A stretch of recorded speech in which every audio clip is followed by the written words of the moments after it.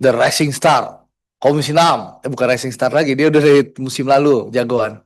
Bapak Mufti Anam. Ah, Terima kasih banyak Pak Andre. Pertama terima kasih atas kehadiran ya teman-teman BP Batam. Yang pertama Pak soal anggaran. Jadi dari fakta yang Bapak sampaikan tadi bahwa usulan anggaran 2026 ini adalah 5,3 triliun. Maka kalau ini nanti kemudian direalisasikan, maka dibanding tahun 2025 yang hanya 1,9 triliun, itu artinya naik 278%, Pak. Nah, kalau kita lihat selama 5 tahun terakhir, realisasi anggaran hanya 77 sampai 86% yang terserap. Nah, ya, tentu ini di bawah rata-rata serapan nasional begitu, Pak. Nah, yang ingin kami tanyakan, di saat Presiden Prabowo hari ini sedang mengetapkan anggaran, melakukan efisiensi di mana-mana, bahkan teman-teman daerah yang sangat membutuhkan untuk menggerakkan ekonomi di daerah-daerah, hari ini harus memutar otak untuk bagaimana mereka mengoptimalkan anggaran yang terbatas, tapi kok yang kami lihat BP Batam ini justru minta naik 278% begitu Pak. Nah, sedangkan yang kami sampaikan tadi, bahkan yang sudah Bapak lihat, selama ini serapan anggarannya lemah. Kalau saya lihat rata-rata tahun 2021 hingga tahun 2024 serapannya hanya 77 sampai 88% begitu. Nah, yang kami ingin tanyakan Pak, dengan anggaran sebesar ini sebenarnya apa sih dampaknya untuk rakyat begitu Pak, di tengah situasi ekonomi yang sedang tidak baik-baik saja begitu. Nah, kemudian yang kami tanya, kalau dulu di tahun 2025 saja dengan anggaran 1,9 triliun itu dapat berimplikasi terhadap investasi berapa? Dan dampaknya kepada rakyat berapa? Lapangan pekerjaan yang terbuka berapa, Pak? Nah, kemudian sekarang dengan anggaran 278 triliun, memang berapa lapangan pekerjaan yang Bapak janjikan untuk kemudian bisa hadir di Batam setelah ada investasi sebesar ini, Pak? Nah, kemudian yang kedua, masih terkait dengan hal yang pertama. Kemarin kita tahu semalam saya baca di satu media soal kesaksian Sukri, warga Rempang yang menangis tersendu-sendu di Mahkamah Konstitusi. Beliau menyampaikan banyak hal, Bapak nanti bisa buka sendiri, bagaimana ternyata intimidasi, persekusi masih dirasakan oleh masyarakat di Rempang sampai hari ini, Pak. Saya masih ingat betul bagaimana Bapak ketika pertama kali raker bersama Komisi 6 di 9 Juli 2025, saat itu kami mengapresiasi Bapak karena Bapak menyatakan bahwa di era Bapak, langkah-langkah yang dilakukan adalah langkah-langkah humanis untuk bagaimana mengakomodir aspirasi dari teman-teman di Rempang begitu. Bahkan kami saat itu cukup senang dengan pernyataan Bapak. Bapak turun langsung ke lapangan, mendengarkan aspirasi mereka.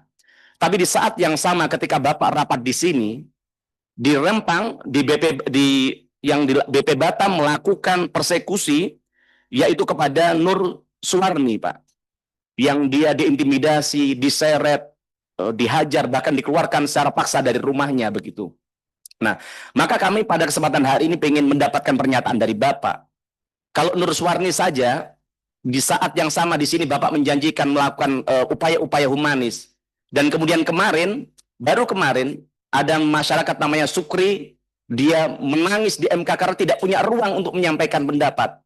Karena dia sampaikan dengan semua lembaga hukum, dengan teman-teman BP Batam tadi, tapi tidak membuahkan hasil begitu. Nah, maka kami ingin tanya komitmen Bapak atas pernyataan Bapak di tempat ini begitu, Pak.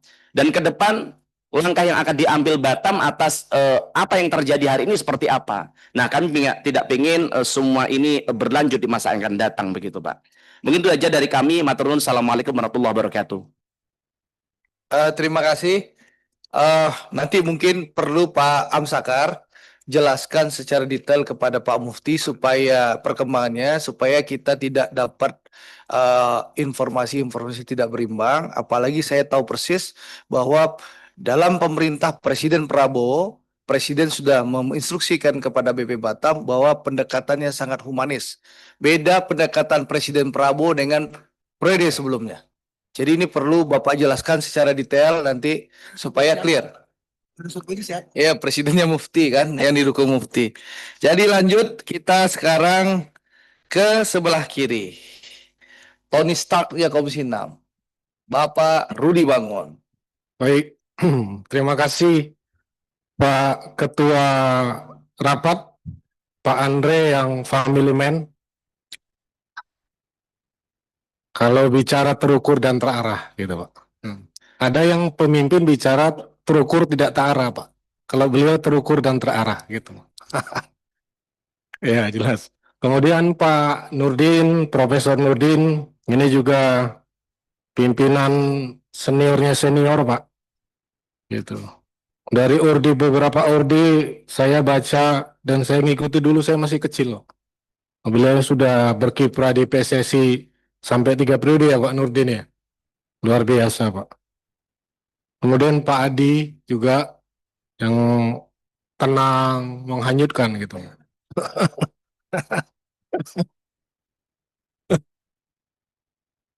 Kemudian yang saya hormati ini rekan-rekan teman-teman semua. Kalau kita bapak-bapak semua lihat wajah kami dengan wajah bapak, kira-kira banyak mana dosanya? Coba pikirkan sendiri.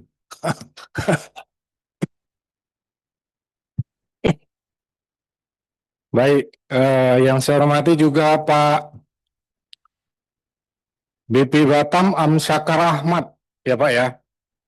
Ini Pak, saya lihat foto Bapak begitu ganteng Pak. Tapi kayaknya ini pas pencalekan wali kota ya Pak. Gitu. Ini pasangannya juga Pak Bu Claudia cantik gitu. Nah, kalau Bu Claudia juga kayaknya belum diedit ini. Gitu. Tapi Pak Ahmad ini sikit-sikit diedit ya Pak. Gitu. Kemudian yang saya hormati wakil-wakil BP Batam dan seluruh jajaran. Eh, Pak Pak Ahmad juga Pak Wali Kota ya Pak. Ya izin saya ini bertanya Pak dan ingin sedikit mengkritisin gitu. Jadi saya sebelum bicara ini tadi malam saya tulis dulu dikit-dikit supaya jangan salah. Saya melihat BP Batam ini akan lembaga bentukan pusat Pak. Sejak tahun 80-an atau 90-an di era zaman Pak B.J. Habibie gitu. Ini maksud tujuannya mengkhususkan Batam untuk menjadi seperti kalau nggak salah Singapura itu Pak. Kalau niatnya dulu saya baca-baca gitu. Dan mendapatkan kucuran anggaran dari pemerintah pusat. Kan gitu ya Pak. Dan ada juga kalau saya lihat sekarang ini kan anggaran pembangunan Batam dari daerah. Yaitu dari Pemko Pak. Pemko Batam. Jadi kalau saya melihat mengamati Batam ini mendapat 2 kucuran anggaran negara. Gitu. 2 anggaran dari pusat, 1 dari APBD daerah. Yang saya ingin ingatkan lagi Pak, dalam RDP RKA 2026 ini adalah mengenai anggaran Bapak di BP Batam yang sebesar 2,8 triliun yang dianggarkan ini Pak. Dan juga saya ingin mengingatkan tentang anggaran Pemko-nya sendiri Pak. Gitu. Jadi ada 2 pagu anggaran atau double anggaran di 1 kota Batam ini.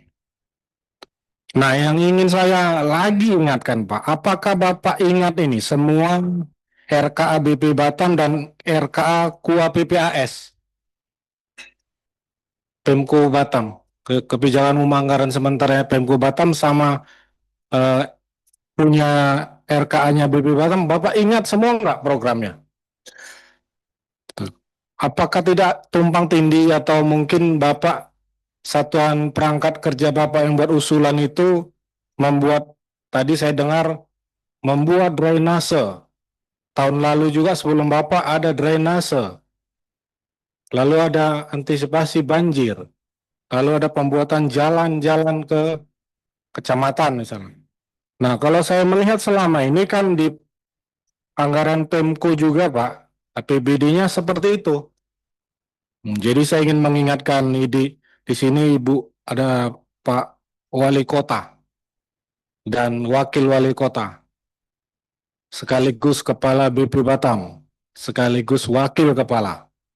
Nah, Bapak dan Ibu berdua menerima anggaran dari pusat dan anggaran daerah. Jadi saya hanya ingin mengingatkan, jangan nanti tumpang tindih, Pak. Nah, ditambah, dibagi, dan dipersenkannya nanti bisa meleset gitu, Pak. Karena kalau saat ini, Pak, di banyak daerah di seluruh Indonesia, Pak, sangat banyak yang mengeluh tidak beruntung seperti Bapak untuk mendapatkan anggaran itu. Banyak yang dipotong, gitu kan, diefisienkan, dihemat. Tapi Bapak ini mendapat